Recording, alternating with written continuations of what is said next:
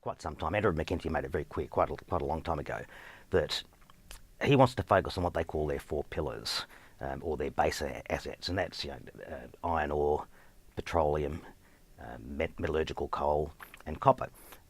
As a group, those assets return 10 percentage points more than the average return of BHP's entire portfolio, which tells you that the stuff outside the four pillars returns a hell of a lot less than 10 percentage points below the average.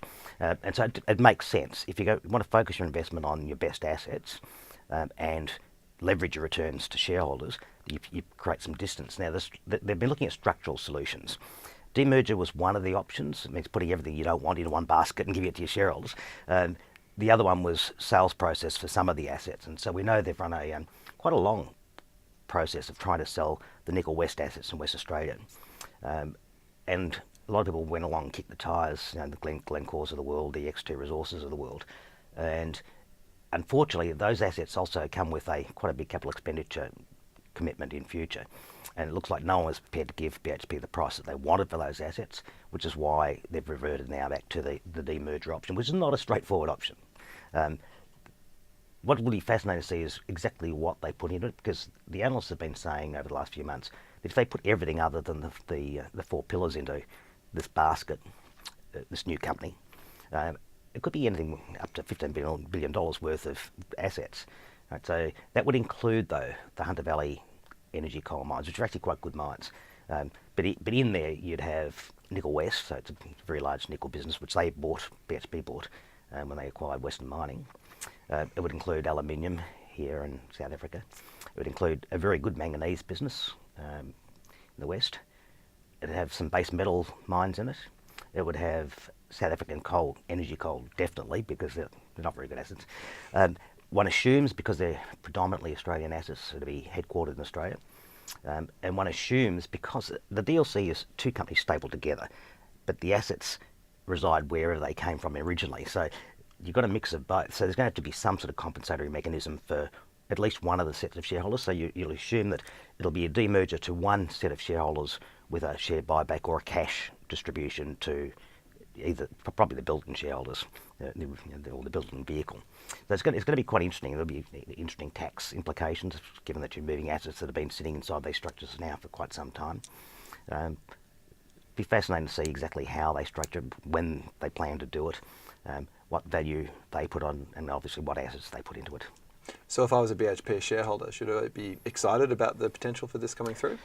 I'm not sure that excited is the right way to express it, because you presume you're going to be offered assets that BHP itself doesn't want. So these are second-tier assets, albeit it'll be quite a decent size second-tier resource company if they put everything into it. You'd be excited if you thought that within today's BHP Billiton, those assets weren't being properly valued by the market and weren't being properly developed by BHP, because obviously the incentive for BHP is to put into its capital expenditure and its investment into its best assets, which means the others get starved. So you might believe that if you free these assets from the parent organisation, they'll get more focus, they'll get more market attention and potentially be valued differently, and they'll be able to make their own decisions about capital allocation and investment, and may well be better off because they have a better chance to add value to those assets if they can actually get some capital.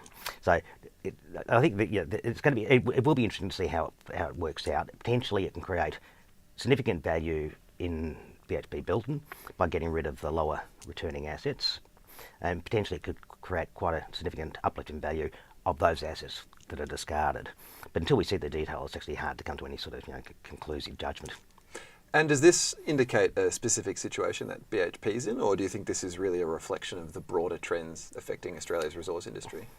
I think there are two streams. This one is obviously the big miners are now trying to undo all the wasteful things they did during the boom. They're trying to get their cost base down, their returns up. They're much more focused on shareholder returns.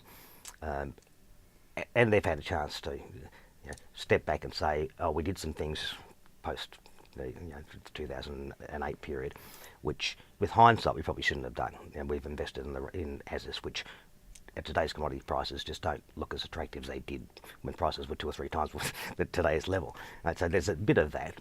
More generally, it's sort of truism in the corporate world that sensible demergers, pulling apart assets which aren't necessarily perfectly compatible, creates value for shareholders because it creates focus and allows sort of independent capital allocation decisions to be made. And we've seen quite recently there's been a trend towards more of these things where, whether it's Amcor spinning out its Australasian businesses or Bramble spinning out its recall businesses, one and one turns out to be worth more than two if the transaction itself is rational and is well executed. And so I think there's an element of both the sort of general corporate thinking about how you deal with complicated and diverse parcels of assets in the interest of shareholders, and in the resource sector there's this particular focus on trying to lift returns, lower costs, and undo the kind of profligacy of that commodity boom period. And just finally, is a leaner and more efficient BHP a dangerous thing for its competitors? Oh, look, BHP Billiton's already the dominant diversified resource group in the world, the largest. A more focused BHP in share market terms will be more highly rated than it is today. It'll be able to more sensibly focus all its cash flows and investment on the highest returning assets. I don't think it means it's dangerous. It's not going to go out and buy anybody. Well, wouldn't think so. It's more about the relativities. Can they produce better returns than, say, a Rio or a Vale or a Glencore? You'd say in theory they should be able to lift their returns significantly. And it may well be that if this works, and if it has the impacts that obviously BHP thinks it's going to have, that it may force the Rios and Glencores and the Vales to have a proper look at their own portfolios and say, well, maybe we should be simplifying ours as well. If this creates value for the shareholders, and maybe the shareholders will ask for it, if this creates value for the shareholders, maybe this is a good path to follow. Let's bundle up all our peripheral assets in an entity and sell it off or demerge it. Stephen Bartholomeusz, thanks very much. Thanks, Eric.